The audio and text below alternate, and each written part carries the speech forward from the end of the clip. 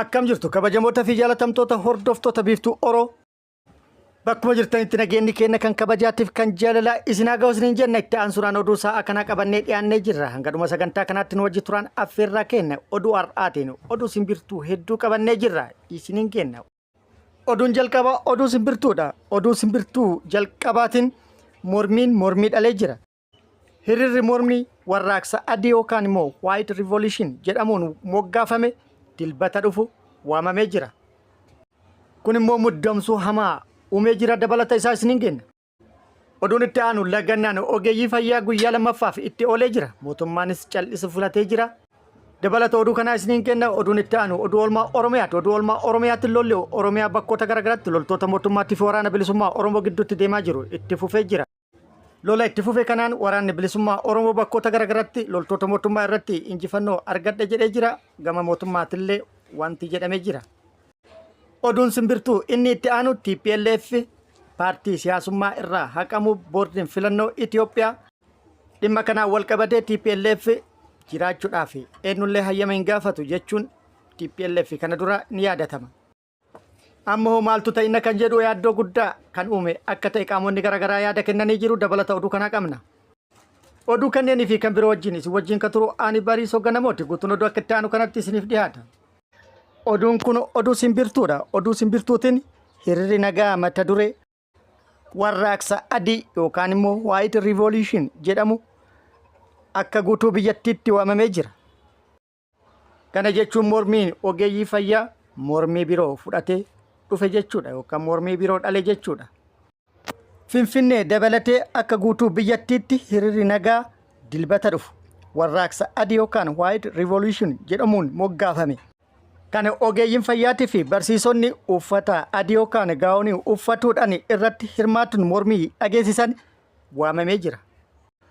Gara biraatiin immoo White Gown Revolution jedhamuun hiriirri waamame kun sodaa guddaa mootummaatti akka uume dhagahamee jira.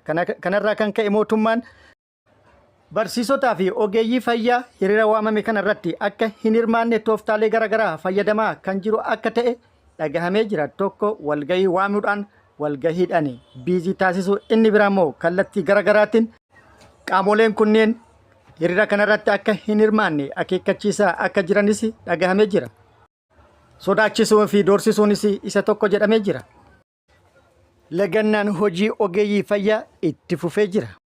Mootummaan gama isaatiin gama tokkoon tooftaa biraa gama biraatiin immoo sossobbii jalqabee jira. Lagannaan hojii ogeessota fayyaa har'as guyyaa lammaffaaf akka guutuu biyyattiitti itti fufee jira. Mootummaan gaafilee ogeeyyiin fayyaa gaafataniif deebii kennuun dhagaa caalaa itti ulfaatee jira. Sanuu dhagaa guddaa caalaa cal'isuu filatee jira. Gara biraatiin immoo mootummaan hojjettoota mootummaa dhaabbata HDL keessa hojjetan kan dabalii mindaa parsantii 50 gaafatuun lagannaa hojii gaggeessan hojii dhaaban dabalii mindaa parsantii 35 taasisuudhaan akka waliigalan dhagahamee jira. Hojjettoota lagannaa hojii gaggeessan kana gara hojiitti deebisuuf mootummaan dabalii parsantii 24tiin gadi dhufee yeroo turetti hojjettoonni harkatti diduudhaan boodarra parsantii 35 waliigaluudhaan dabaliin mindaa isaanii parsantii 35 murtaa'uun dhagahamee jira. Deebiin hojjettoota dhaabbata tokkootiif kenname gaafii ogeeyyii fayyaa akka guutuu biyyaatti gaafatameef deebiin immoo lafarra harkifamaa jira. Faallaa kanaa immoo beeksisa qacarrii baasuun eebbifamtoota haaraa akka galmaa'an gaafataa kan jiran akka ta'es dhagahamee jira. Kun akkuma jirutti ta'ee duulli hojii talaallii akka guutuu biyyaatti har'a kennamaa kan jiru yoo taate duula hojii talaallii kanarratti kan hirmaatanii fi hojii kana gaggeessaa kan jiran kaabinoota ta'uun immoo qeeqa guddaa kaasee jira. Ogummaa tokko malee Oromiyaa bakkoota garaagaraatti kaabinoonni kun ogeeyyii fayyaa bakka bu'uudhaan daa'immaniif dawaa yoo liqimsiisan viidiyoo waraabanii ofumaa ofiiti kan of gadhiisaa jiran akka ta'e miidiyaa hawaasaa kanarratti hedduu naanna'aa jira. Kun immoo qeeqa kaasee jira. Lubbuun ilma namaa kan qaamuma argeen yaalli irratti gaggeeffamu osoo hin taane kan ogeessa fayyaatiin yaalamu jechuudhaan yaadni qaamota garaagaraa irraa ka'ee jira. Ogummaan ala hojii kanarratti hirmaatuun kaabinoota lubbuu ilmaan namaatitti qoosudha jechuudhaan qaamota garaagaraa irraa komiin ka'aa kan jiru yoo ta'u miidhaa dhaqqabuu danda'uuf immoo itti gaafatamummallee ka fudhatuu qabu isaanii jechuudhaani yaanni kennamee jira. Gara biraatiin immoo mootummaan dhimma kanarratti marii taa'uun dhagaamee jira. Marii taa'eenis tokkoffaa mormiin ogeeyyii fayyaa kun gara barsiisotaatii fi hojjettoota birootti akka hin babal'anne tooftaalee garaagaraa fayyadamuun hatantamaan dhaabuu akka qaban kallattii kaa'atanii jiru jedhamee jira. Gara biraatiin immoo guyyaa har'aa Finfinnee dabalatee bakkoota garaagaraatti manneen barnoota mootummaa cufamuun barsiisonni walga'iif waamamanii akka jiru beekamee jira. Oduu oolmaa Oromiyaatiin lolli loltoota mootummaatii fi waraana bilisummaa Oromoo gidduutti Oromiyaa bakkoota garaagaraatti deemaa jiru itti fufee jira. Waraanni bilisummaa Oromollee bakkoota garaagaraatti haleellaa loltoota mootummaa irratti raawwatu kana cimsee itti fufuudhaan loltoota mootummaa hedduu hojiin ala taasisuun injifannoo irratti argataa akka jiru ibsee jira. Mootummalleen gama isaatti humna guddaa Oromiyaa bakkoota garaagaraatti bobbaasee waraana bilisummaa Oromoo dura akka dhaabbataa jiru kan hime yoo ta'u, waraana bilisummaa Oromoo dura dhaabbatuun qolatuun injifannoo argataa akka jirus himee jira. Waraanni bilisummaa Oromoo Oromiyaa bakkoota garaagaraatti haleellaa loltoota mootummaa irratti raawwataa jiru cimsee itti fufuu beeksisuudhaan haleellaa loltoota mootummaa irratti raawwateenis injifannoo argataa jiraachuu himee jira. Haaluma kanaan lixa Oromiyaa bakkoota garaagaraatti haleellaa loltoota mootummaa irratti raawwatee jira. Haaluma kanaan lixa Oromiyaa Wallagga Bahaa aanaa Diggatti haleellaa loltoota mootummaa irratti raawwatee miidhaa guddaa irratti rakkabsiisuun injifannoo akka irratti argate beeksisee jira. Aanaa Digga iddoo addaa Baambaachee jedhamutti haleellaa hadhee hidhuudhaan loltoota mootummaa irratti raawwateen loltoota mootummaa hedduu hojiin ala taasisee kan harkaan qabeessa akka jiru odeeffannoon nu gahee jira. Haleellaa raawwateen hedduu addunyaa kanarraa godaansisee kaan immoo madeesse meeshaalee hedduu irraa hiikkatuun injifannoo irratti argadhe jedhee jira. Akkasumas achuma lixa Oromiyaa aanaa Saasiggaatti haleellaa raawwateen injifannoo argatuu beeksisee jira. Aanaa Saasiggaa iddoo addaa gabaa Sanbataa jedhamu beekamutti hadhee hidhuudhaan haleellaa loltoota mootummaa irratti raawwateen miidhaa guddaa akka irratti rakkabsiisee fi meeshaalee waraanaa hedduu akka irraa hiikkate odeeffannoon nu ga'e. Tarkaanfii bakka kanatti fudhateen guutumaan guututti waraana mootummaa magaalattii keessaa qulqulleessuu beekamee jira. Walumaa galatti lolli aanota kana lamaan keessatti bakkoota kana lamaanitti gaggeeffame marsaa tokkoffaa, marsaa lammaffaa fi sadaffaa yoo ta'u, marsaan hundinuu injifannoon kan goolabame akka ta'ee fi marsaan sadaffaan humna waraana mootummaa naannawa sanirra jiran qulqulleessuun akka xumuramee fi meeshaalee waraanaa hedduus hiikkatuudhaan akka ta'e himanii jiru.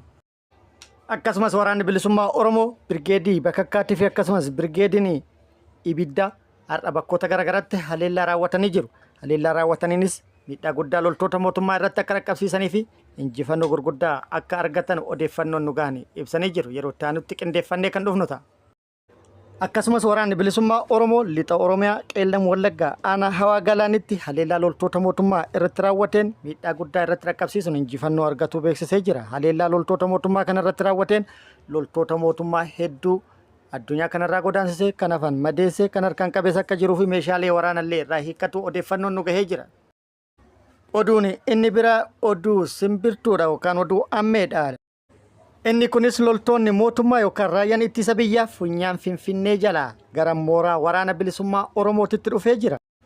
Miseensonni raayyaa ittisa biyyaa lakkoofsaan 11 ta'an magaalaa Shaggar irraa mooraa waraana mootummaa gadi dhiisanii mootummaa ganuudhaan gara mooraa waraana bilisummaa Oromoo dhufanii jiru. Funyaan Finfinnee jalaa magaalaa Finfinnee keessaa jechuu haala danda'amuun mootummaa ganuun gara mooraa waraana bilisummaa Oromoo dhufuun baay'ee nama ajaa'ibsiisee jira. Kun akkuma jirutti ta'ee baha Shaggar. Aanaa Booraa fi aanaa Dugdaa irraa loltoonni 12 hidhannoo guutuu wajjin gara mooraa waraana bilisummaa Oromoo dhufanii jiru. Loltoonni Shaggar Siitii yookaan magaalaa Shaggarii fi kan Shawaa Bahaa kun hundinuu hidhannoo guutuu wajjin gara mooraa waraana bilisummaa Oromoo kan dhufan yoo ta'u, meeshaalee gurguddaallee qabatanii akka dhufan odeeffannoon nu ga'e ibsee jira. Oduu simbirtuu kaaba Itoophiyaa irraa nu geetteen kaaba Itoophiyaatti kan bokoke dhohee jira. Maaltu keessaa bayaan immoo waan of durri nu agarsiisu ta'a. Inni kunis TPLF paartii siyaasaa keessaa haqame jedhamee jira. Paartiin waggaa 27 biyya bulche, paartiin hidhannoodhaan waggaa 50 qabsaa'e yookaan hidhatee socho'aa ture. Waggaa 50 booda har'a caamsaa 14/2025 galmee paartii siyaasaa irraa haqamuu boordiin filannoo Itoophiyaa beeksisee jira. Murteen kun immoo qaamota garaagaraa biratti yaada fi qeeqa garaagaraa kaasee jira. Gabaabamatti ibidda boba'e irratti boba'aa naquudha jechuudhaan hedduun isaanii yaada kan kennan yoo ta'u, kan biroo immoo itti yaadamee siyaasa hiika fi bu'aa biyyaa hin qabneen qumaara siyaasaa lubbuu ilmaan hiyyeessaa irratti taphatamuuf karoorfamee fi itti yaadame jechuudhaan kan dubbatanis hedduudha. Kun akkuma jirutti ta'ee wal dura dhaabbannaan TPLF fi Bilxiginnaa kan yeroo dheeraa fudhateedha. Wal waraansa kaabaa booda PP'n TPLF akka haaraatti akka galmaa'u gaafataa turte.